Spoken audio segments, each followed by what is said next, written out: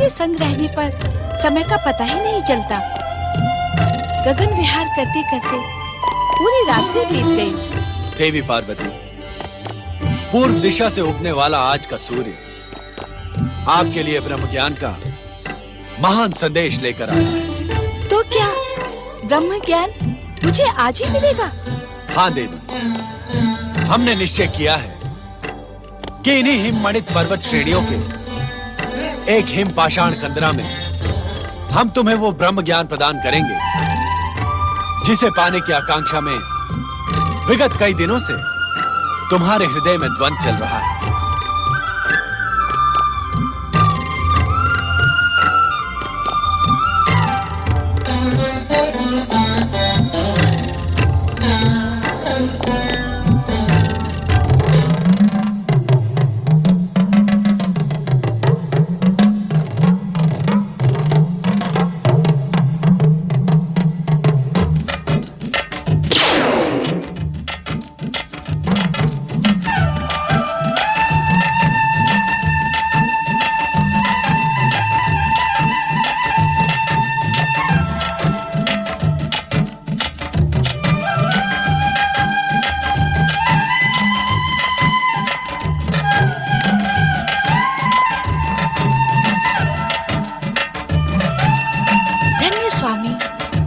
प्रकृति के सुंदर, शांत, मनोरम स्थान को देखकर मेरी आत्मा प्रसन्न हो गई है।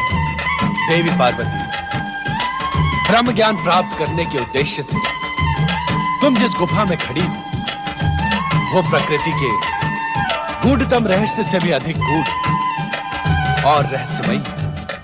इस सुंदर स्थान की ऐसी क्या विशेषता है स्वामी? इस स्थान का रहस्य आज से पूर्व किसी के सामने उल्लेखित नहीं किया गया है। हमारे अतिरिक्त इस समस्त संसार में सर्वप्रथम तुम इस स्थान में उपस्थित होकर यहाँ का रहस्य ज्ञात कर रही हो। उस रहस्य को ज्ञात करने के लिए मैं उद्विग्न हो रही हूँ स्वामी। तुम्हारी उद्विग्नता स्वाभाविक है पार्वती। पर्वतराज हिमालय के अत्यंत कठिन, गूढ़ तथा हिम से ढके मार्गों में स्थित यह पवित्र गुफा अमरेश्वर के रूप में हमारा अत्यंत रहस्यमयी एकांत निवास स्थान है। ये आप क्या कह रहे हैं स्वामी?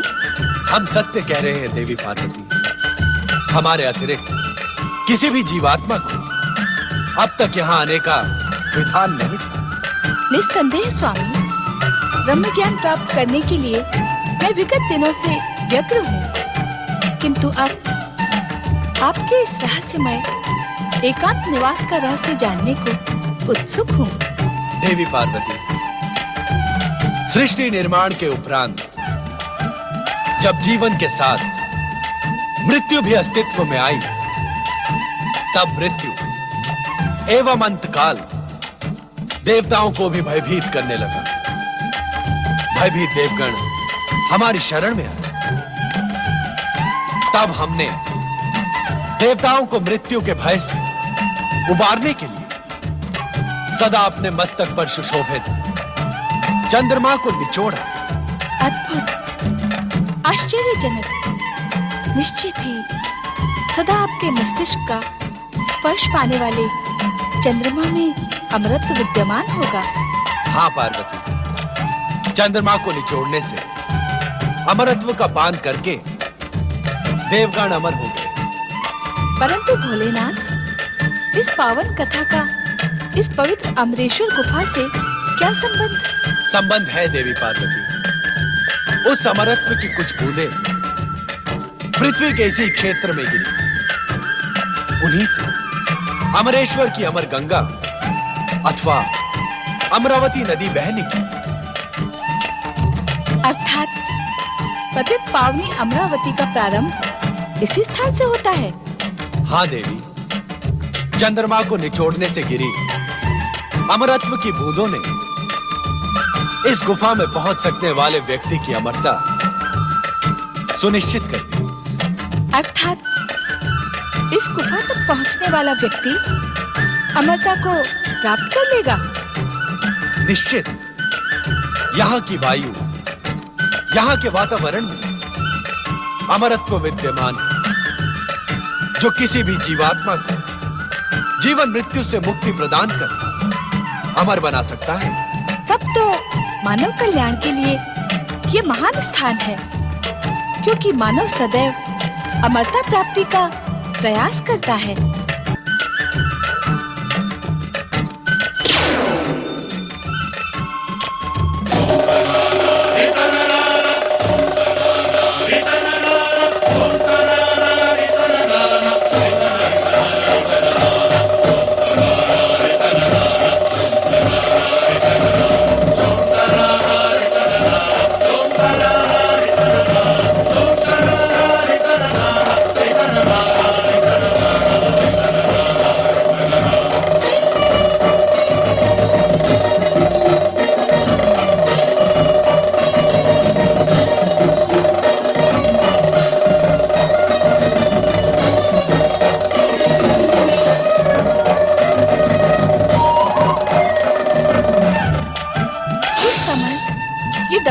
क्यों स्वामी? देवी पार्वती, जिस प्रकार इस पवित्र गुफा में आने वाला जीव अमर हो सकता है, उसी प्रकार किसी भी जीव के कानों में दिव्य ब्रह्म ज्ञान पड़ जाने से वो ब्रह्मज्ञानी बन इस सृष्टि की समस्त व्यवस्था को छिन्न भिन्न कर सकता है। किंतु डमरूनाद से क्या होगा? इस डमरूनाद के भीषण स्वर से इस गुफा के आसपास रहने वाले जीव जंतु दूर भाग जाएंगे। क्या जीवन यहाँ भी है स्वामी? आश्चर्य है कि यह प्रश्न हमसे पर्वत नंदिनी पार्वती पूछ रही है। देवी, जीवित रहने की आकांक्षा जीवात्मा को कहां-कहां ले जाती है, यह जानकर आपको अपार आश्चर्य होगा।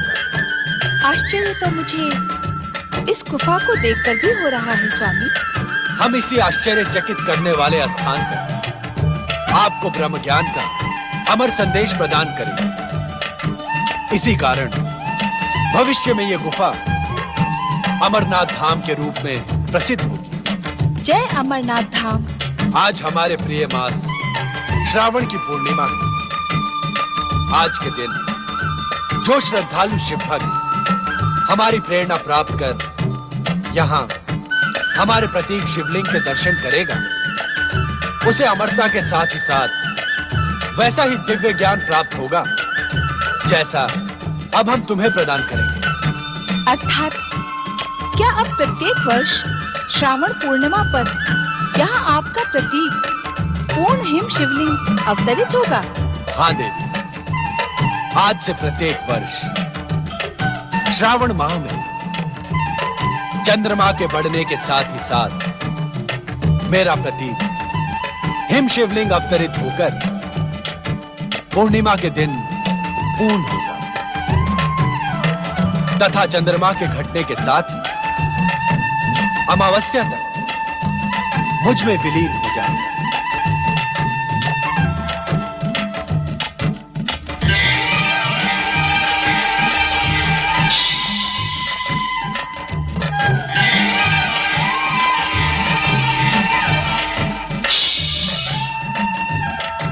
देवी, इस आसन पर विराजमान हो जाओ।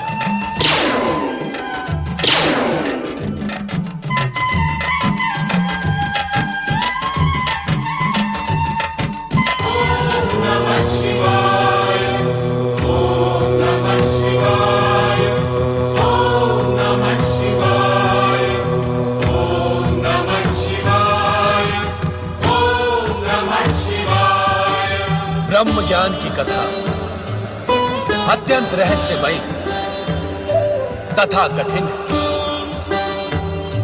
हम ये ज्ञान तुम्हें समाधि अवस्था में प्रदान करेंगे। इसे कहते हुए हमें तथा सुनते हुए तुम्हें रोमांच का अनुभव, अतः सुनने की सहमति का ओंकार भट्टी, जिससे हमें यह ज्ञात रहे कि तुम ध्यान से ब्रह्म कथा सुन रही हो। जो आज्ञा। शक्ति स्वरूपा पार्वती, तुम्हें यह ज्ञात हो कि पूर्व काल में हमने अपने निर्गुण दिव्य तेज से पंचक्रोशी नगरी का निर्माण किया। इसी पंचक्रोशी नगरी में श्री हरि विष्णु पुरुष के रूप में प्रकट होकर हमारे पंचाक्षरी मंत्र का प्रणव सहित ब्रह्म ज्ञान की साधना करते हुए जप करने लगे। नमः शिवाय। हमारे इस पंचाक्षरी मंत्र के निरंतर जप से एक दिव्य ध्वनि का निर्माण हुआ। उस दिव्य ध्वनि से आनंद की लहरें उठने लगी। श्री हरि विष्णु का संपूर्ण शरीर इस आनंद लहरी का अनुभव करने लगा।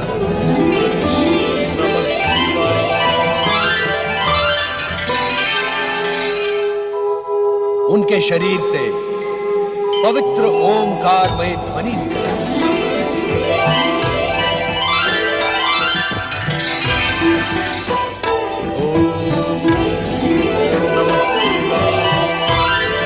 ये ओंकारमय ध्वनि इस बात का संकेत है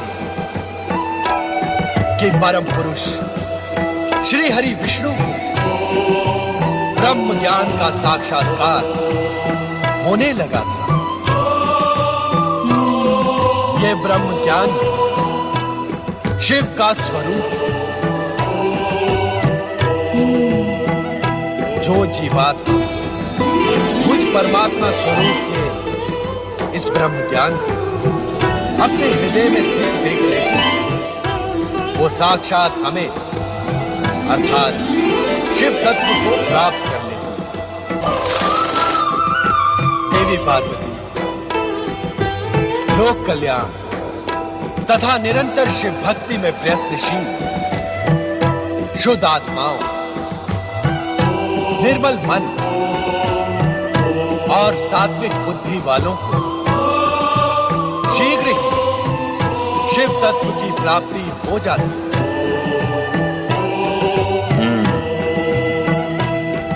सृष्टि के कण कण में शिव तत्व की अनुभूति, प्राणी मात्र की श्रद्धा और भावनाओं को आहत न करना तथा संपूर्ण संसार को शिव की रचना मानने वाली जीवात्माओं को शिव ज्ञान की प्राप्ति होती है।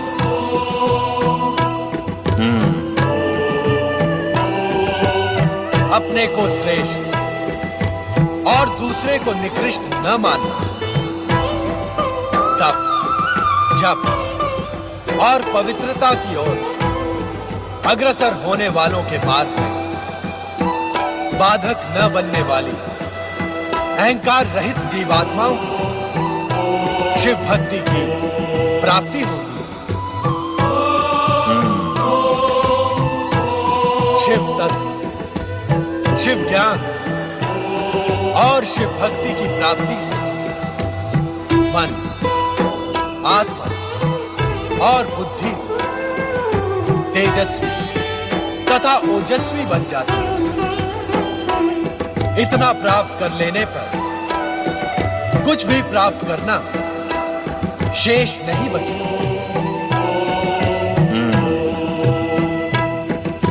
शिव तत्व, शिव ज्ञान और शिव भक्ति को प्राप्त करने का एकमात्र मार्ग है शिव चरणों में अपना जीवन समर्पित कर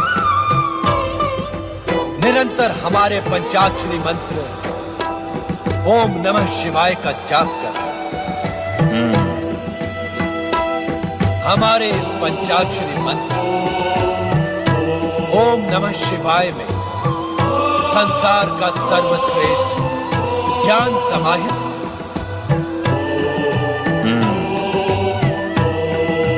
ओम अग्र पूजा को समर्पित त्रिदेवों का प्रतीक आदि स्वर्ग।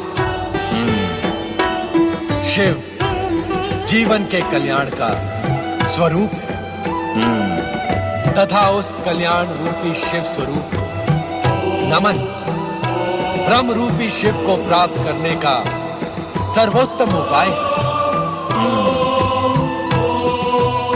यही ब्रह्म ज्ञान का सत्य है, यही शिव की सुंदर रचना है।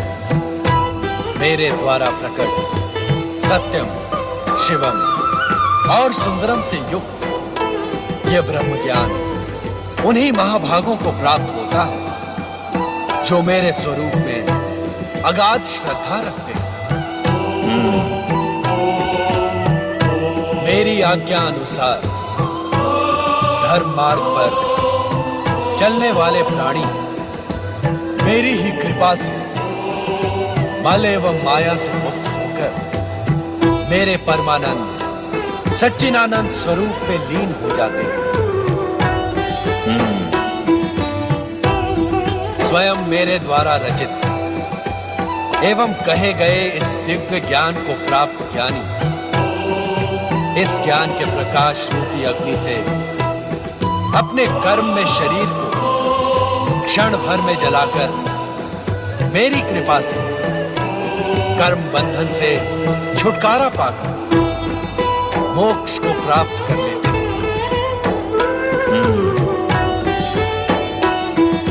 तब इस सृष्टि का गोपनीय से गोपनीय रहस्य भी उसके सम्मुख रहस्य नहीं रह जाता, कारण कि वो स्वयं शिव तत्व प्राप्ति का प्रतीक बन जाता है। यही है परम दिव्य ब्रह्म ज्ञान, जिसे पाकर तुमने अपनी आत्मा को मुझ परात पर ब्रह्म में समाहित कर दिया है। अब तुम स्वयं शिव तत्व, शिव ज्ञान और शिव भक्ति की प्रतीक हो।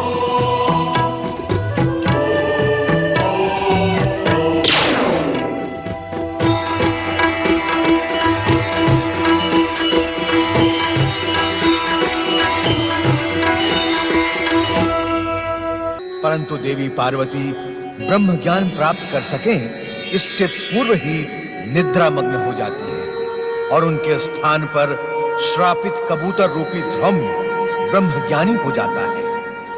कबूतर रूपी ध्रौम्य को ब्रह्म ज्ञान की प्राप्ति हुई, ये भी विधि का ही विधान था। माता पार्वती को सुअवसर मिलने के पश्चात भी ब्रह्म ज्ञान का ज्ञान न होना भी संभवतः शिवलीला का ही अंग था। ये भी अटल सत्य ही है कि इस संसार में जो कुछ भी घटित होता है वो महेश्वर शिव की इच्छा से ही होता है। ब्रह्म ज्ञान का ज्ञान देने के पश्चात कल्याणकारी शिव जब हिम शिवलिंग से बाहर पधारे तो देवी पार्वती को निद्रामग्न देखकर चकित रह गए।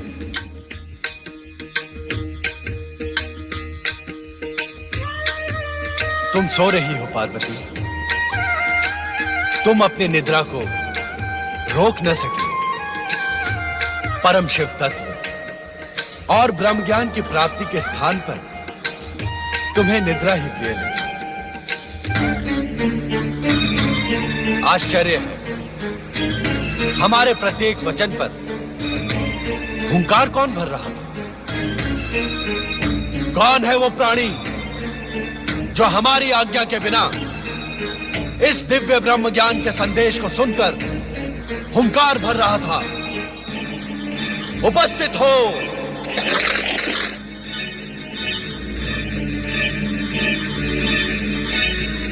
महादेव जी, आपकी आज्ञा के बिना तीनों लोकों में एक कण भी इधर से उधर नहीं होता। मुझे आपके डमरूनाद द्वारा इस स्थान पर पहुंचने का संदेश मिला। क्या आपकी इच्छा के बिना कपोत जैसा साधारण प्राणी इस भयानक शीत प्रदेश में एक क्षण में जीवित रह सकता है? इसके उपरांत भी यदि मैंने आपकी आज्ञा का उल्लंघन किया हो तो आप मुझे दंड दें भोलेनाथ। मैं पापी आपके दंड का ही योग्य हूं स्वामी। मन छोटा न करो ध्रुव। ये सारी माया हमने तुम्हें शाप मुक्त और ब्रह्म ज्ञान देने के लिए ही रची थी। ब्रह्म ज्ञान के लिए तुम्हारी पात्रता पहले ही निश्चित हो गई थी। अब तुम अपने गुरु के शाप से मुक्त हुए।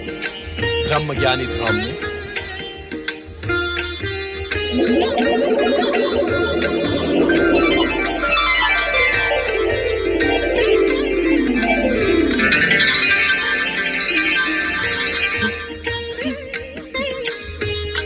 भोलेनाथ, भोलेनाथ, आप कृपा निधान हैं, दया के सागर हैं। शापग्रस्त धूम्य को कपोत योनि से मुक्ति देने के लिए आपने कितना कष्ट किया है।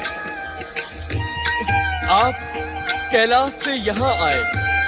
जय जय भोले भंडारी, जय शिव शंकर, जय जय शिव शंकर, जय जय शिव शंकर। ये मैं क्या देख रही हूँ? डमरूनाद के उपरांत भी इस गुफा में ये युवा ऋषि कैसे प्रकट हो गए? माता, मैं और ऋषि का शिष्य ध्रुव हूँ। भोलेनाथ की प्रेरणा से ही यहाँ उपस्थित हुआ हूँ। भोलेनाथ की प्रेरणा? हाँ माता, मैं शापग्रस्त ध्रुव कपोत वनम आकाश में उड़ रहा था। तभी मुझे भोलेनाथ के डमरूनाद द्वारा इस स्थान पर पहुंचने का आदेश मिला। माता, आज भोलेनाथ की कृपा से मेरा पुनर्जन्म हुआ है। अन्यथा कपोत योनि से मुझे मुक्ति कौन प्रदान करता? मैं समझ गई स्वामी। इन्हीं ध्रुव ऋषि को शाप मुक्त कर ब्रह्म ज्ञान का उपहार प्रदान करने के लिए ही आप मुझे इस पवित्र अमरनाथ गुफा में लेकर आए। किंतु मेरा दुर्भाग्य देखिए स्वामी, पाकर भी मैं उस दिव्य ज्ञान से वंचित रह गई। मेरी अभागी निद्रा। पश्चाताप न करो पार्वती। तुम्हारा निद्रा मग्न होना भी हमारी ही लीला का अंग था। ध्रुव ने अब तुम अपने गुरु के पास जाकर उनकी उद्विग्नता का शमन करो। हमारी आराधना करते हुए भी वे दुखी हैं। उनका मन अस्थिर है। तुम उन्हें दिव्य ब्रह्म ज्ञान प्रदान करो जो तुम्हें हमसे प्राप्त हुआ है। हाँ ध्रुव में एक शिष्य का अपने गुरु के प्रति यही कर्तव्य भी है। एवं संभवतः आने वाला भविष्य इस बात का साक्षी होगा कि तुमसे अधिक मूल्यवान गुरु दक्षिणा किसी भी शिष्य ने अपने गुरु को प्रदान नहीं की। जो आज्ञा माता। ध्रुव में हम तुम्हारे विनम्र स्वभाव और सदाचार से प्रसन्न होकर तुम्हें दिव्य शक्तियां भी प्रदान करेंगे।